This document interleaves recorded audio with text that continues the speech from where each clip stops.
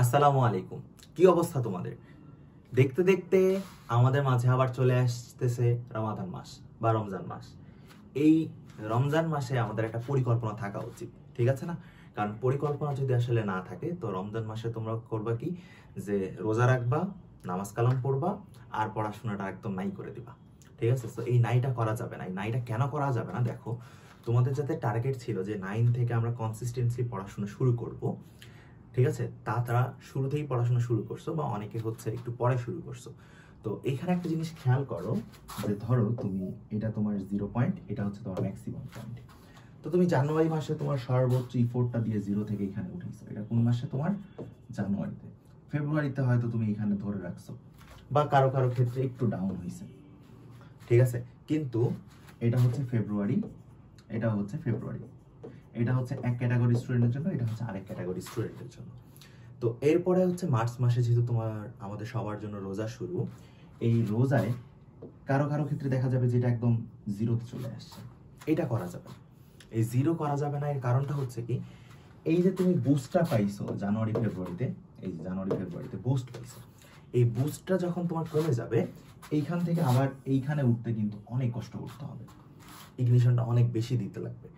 মনে হয় রিল্যাক্স, আমরা পড়বো পড়বো, তখন এই ইয়াটা চলে আসবে যে আরে পড়বো, আরে কয়দিন পর পড়বো। এই কয়দিন পর পর করতে দেখবা যে হাফ ইয়ারলি এক্সাম চলে আসছে।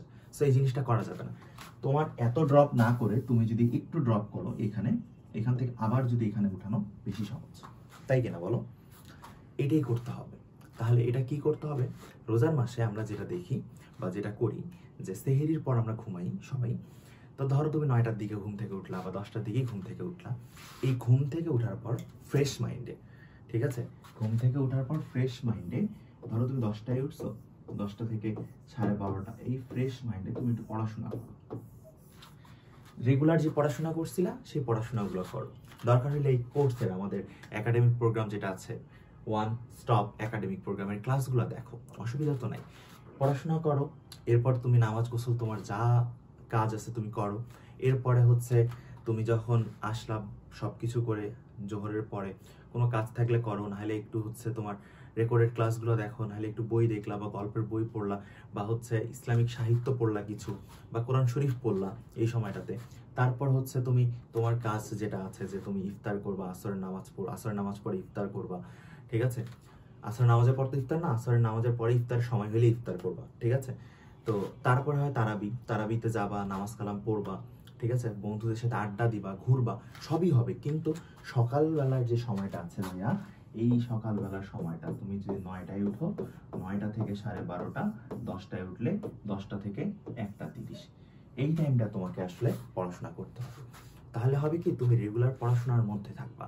এই পড়াশোনার মধ্যে থাকলে যেটা হবে, যে তোমার পড়াশোনা থেকে দূরে চলে যাওয়ার যে মেন্টালিটিটা, এটা আর গ্রো হবে না। যার ফলে তোমার হাফ ইয়ারলি বলো কিংবা এই পরবর্তী যে এক্সামগুলো, সেই এক্সামের যে বুস্টটা দরকার, সেই বুস্টটা কিন্তু তুমি পেয়ে যাচ্ছ।